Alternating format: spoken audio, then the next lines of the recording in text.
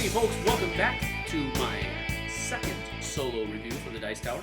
I'll stop saying that pretty soon, but you know, still kind of new at this, so bear with me. This is a game that I have talked about a lot in the past, and I seem to be one of the only ones that's really talking about it, and I don't know why. This is a neat little game that I've had a lot of success with a lot of different people. They all seem to enjoy it, have a great time, and it's one of those experience games that people remember for a while. So, let's take a look at Eruption. Okay, so here I have a 6-player version of Eruption set up, and I wanted to do this so that you could see the components of the game that come with it. You get, of course, the one game board. It is one-sided. You get 40 lava tiles that I set up in the center of the board just to give the visual effect of a volcano in the middle. And then you also have 3 eruption tiles that are right here on the board, 1, 2, and 3. And then you also get 48 walls. You get 18 straw walls, 15 wood walls, and 15 stone walls. Then you also get 36 action cards, which the players start with 3 of to begin the game. And then you also have the scoring markers and the different player colors down here. Then you also have 2 dice that come along with the game. 1 dice to represent the strength of the walls, and 1 die to represent the strength of the lava. The game does actually scale down to 2 players, and if you have 2 players in the game, you would take opposing villages. For 3 players, it would be a triangle where 1 player would be here, 1 would here, and 1 would be there. 4 players, it would be the corners, 1, 2, 3, 4. 5 players, you would leave out 1 village, of course, and then 6 players, you're using all 6 villages. These 4 things are the different things that you can do on your turn. First thing that you do is that you assess damage. Now, assess damage only happens when you have a lava flow touching your village. The second thing you do, or the first, if you don't have any lava flows touching your village, is you place a tile. Third thing you can do is you can play one of your special cards. It's optional. You don't have to play cards at any time. The fourth thing you can do is build a wall on your village. But this is also optional. You aren't ever forced to play a wall, but it is advantageous for you to do that, especially if you assess that you're about to get hit with a lava flow on one of your village parameters. Okay, so let's say that I'm player blue here, and on my turn I look, and there is no lava flows touching my village. So the assess damage part, I don't need to do that. So the second thing I would do is take a tile and place it on the board. So I look at my tile here, and it has 3 places where it has to match lava flows. Now, when you place a tile, it's kind of Carcassonne style because you have to place the tile where it matches all the other sides of the board. The other thing is that you can't place where the tile is having lava flow back up into the volcano. So if I look here, well, I probably don't want to play on this side because that means the lava flow is getting closer. I don't want the lava flow to get closer to my village. I want it to go closer to somebody else's village. So let's say I'm going to place it over here and face it out toward purple or red. Now, if I went like this, here and here, it's okay, but here it's flowing back up into the mountain and you can't have that. So I might want to place it like this. I could place it like that as well, because now we have lava flows coming this way and this way. This is coming dangerously close to mine though, so I think I'm just going to go with my original and have it flow off into this direction. Then I could look at my cards that I have. I have one that says Aftershock. I can rotate any tile on the board. Lava must still connect on all sides. I also have a Quake card. It says draw a new tile and replace any existing one. Lava must still connect. Then I have a Volcanic Bomb, which means I can discard any wall currently on the board. Alright, so these are 3 cards that I have. These are special abilities that I can play. But if you look at the bottom of the cards, it gives you the choice of, instead of playing it for its special effect, you can draw one kind of wall. And these specific cards are allowing me to draw either 1 wood or 1 stone or 1 stone. And so if you're low on walls, you can also use your cards to get new ones. Next thing I can do though is, and it's also optional, is I can build a wall. And right now, there aren't any lava flows that are even close to my village, so I don't necessarily want to place any walls. I could possibly place a wall out here or out here, but again, because you can place walls on the lava flow proper, it doesn't have to be a wall of your village. But right now, I want it to keep flowing. I don't want to break the lava flow out here, so I'm going to choose not to build any walls either. So now it comes to purple's turn, and purple doesn't have any lava flows touching their village, so their first thing to do is to draw another tile. And here they have a kind of funky looking tile there where it's touching on 3 different places. And remember, it has to match on all 3 sides. So I could come out here and place here, but wow, that's pointing directly towards my village. Not going to do that. Well, how about this? Well, no, that doesn't work because that's coming out back into the mountain, and that's illegal. Because I don't want this lava flow to come towards my direction. I'm going to choose to head that puppy off and head it down the other direction, so that now orange and red are really starting to get a little antsy. And now I'm going to see if I want to play any of my cards. So purple pulls up his cards. There are 2 relocate, so I can take one wall and switch it with any other wall. Or I can reinforce, and that's build an extra wall from my stockpile. So again, these aren't really helping me very much. You know what? I think I'm going to pass on playing any cards.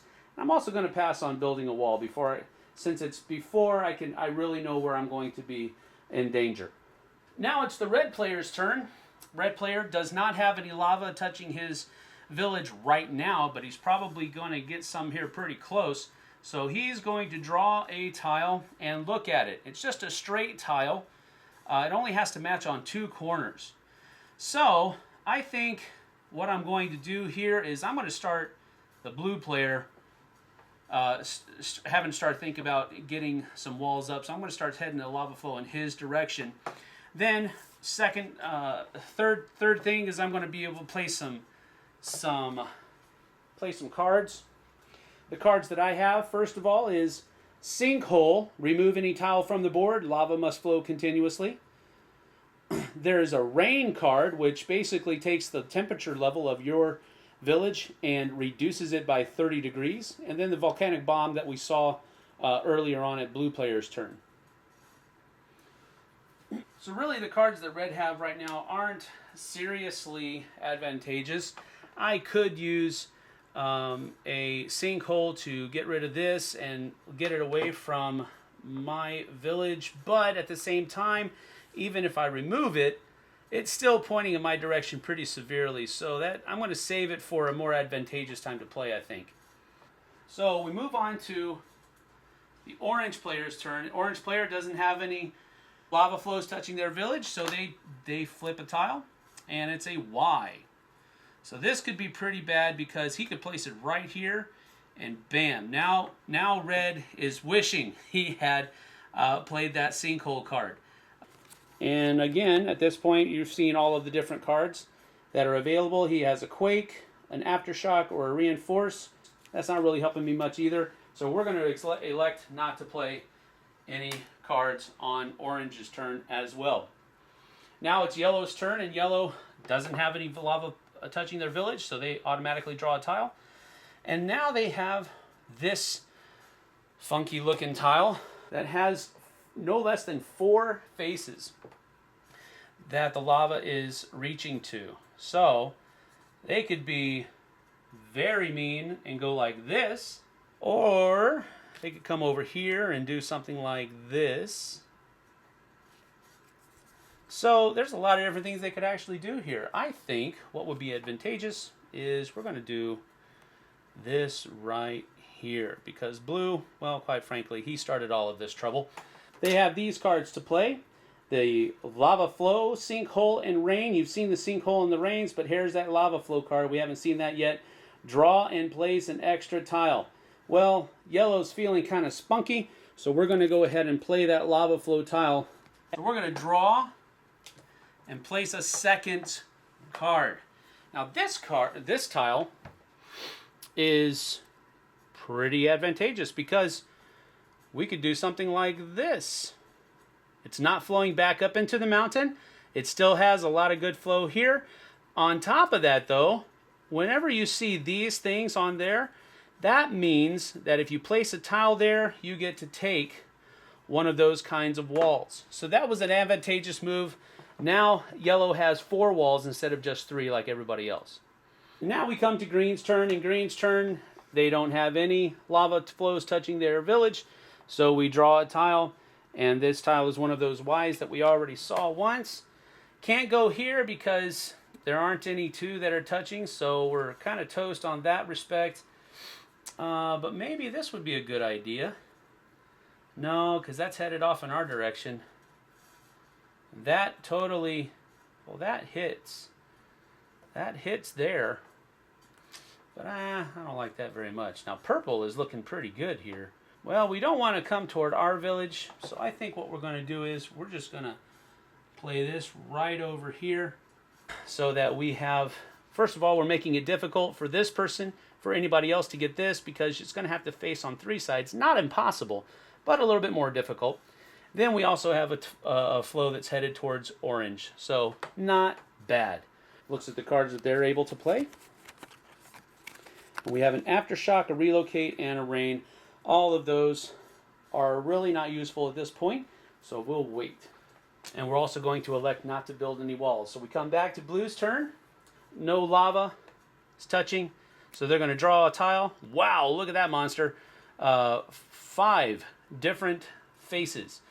So this one I think is going to be a good one for right here. We're going to elect not to play any of our cards and not to build the wall. Actually, we will build a wall. I'm going to put my stone wall right here because probability of that front one being hit is pretty good. So we're going to build a wall right there. And now it's purple player's turn. No lava touching. They draw a card, little X pattern. So let's see where they can play this. And I think we can play it right here, which is good for us because that gives us another wall. And all lava flows still flow together. And we're good as far as having any lava flow towards our village. So we're not going to build anything. I don't think we'll play any cards either. Now we come back to red. Red now has lava touching their village. Now, let's say that he did build a wall here. All right? So at this point, we would roll the dice. Red player would roll the wall die, and any other player would roll the lava die. So we roll, and we have a 3 for the wall, and the lava has a 6. That's a powerful lava tile. Now, normally, the stone walls have a +2, so this is actually a 5. But since the lava rolled a 6, it does damage and it breaks the wall down. Whenever there is a wall, it causes 10 degrees of damage. If the wall holds, no damage is done.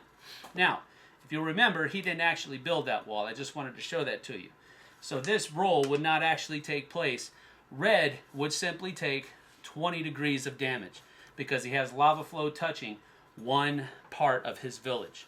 Now, play would continue until all 3 of these guys, until one person comes into the Inferno tile or Inferno box, whatever that might be called, and that would actually trigger the end of the game. Along the way, however, certain things will happen. As soon as somebody comes along and hits and goes into a next danger zone, they would be able to place one of these tiles. This is a little baby volcano that pops up somewhere around, and you can place it anywhere on the board that you want as long as the lava flow rules are held to. So I could place it right here, and that would totally work because it flows this way and now he's being hit twice. Whenever that happens, the degrees of everybody's village goes up by 30 degrees. So everybody's village would come up because, quite frankly, we're all on the same island. So this little eruption here affects all of us. And it also helps keep people kind of bunched up. As you go along through the game, though, you'll find other people's villages being hit. For example, it comes back to Blue's turn, and, well, that wall's not doing him any good right now, but he's getting hit for 40 degrees of damage here. So 1, 2, 3, 4. Because there's 20 from here and 20 from there. So as the game goes on, you are going to see some spreading out of people, different players having different temperature values for their village. So the tension does build throughout the game. The game ends, though, as I said before, when one person reaches here. The person who is farthest back is the winner of the game. And I've seen it played a lot of different ways where just because you're in last place, anybody can really mess you up really bad, and anything goes pretty much in this game. There are two ways to end the game. The first way is the way I've already showed you, when one person's village has completely burnt to the ground because of the lava flow. The other is that the entire stack of lava tiles is depleted. The person who plays the last lava tile finishes their turn, and then each player has one last turn, including assessing damage and all of that kind of stuff. And then the person who has the lowest temperature in their village wins at the end of that round. With Eruption, it works well as a gateway game because building the pieces of the board with the different lava tiles, that fits with building a puzzle, which people are familiar with. People are familiar with take that aspect of a lot of different card games, which both the tiles and the different cards carry. It is a very light game, but at the same time, it is a very fun game, and I've had a lot of success as a gateway experience for a lot of different players. It's a game that I have continued to enjoy, though. It is not, because sometimes gateway games for gamers become boring and stale because we play them so much with other non-gamers. But this one really hasn't staled too much for me, surprisingly enough, because it is so simple. You would think that it would stale, but the interaction between the different players is what keeps it fresh and alive. It does play very samey from each experience to the next experience, but again, it's the dynamic of the people that you're playing with that keeps it fresh, in my opinion. So that is Eruption by Stratus Games. Still available out there. I just checked Amazon and a couple of other places you can actually purchase it from. Stratus Games website as well. Well worth the $25 to $30 that you're going to have to pay for it. Go check it out. Thanks so much for watching the Dice Tower videos. Find more great videos and reviews, as well as our top-rated audio podcast at Dicetower.com. You can also find other great shows at Dicetowernetwork.com. I'm Eric Summerer, and you've been watching The Dice Tower. The Dice Tower is sponsored by Cool Stuff Inc., where you can find great games for great prices. Cool stuff in stock. Check them out at CoolStuffInc.com.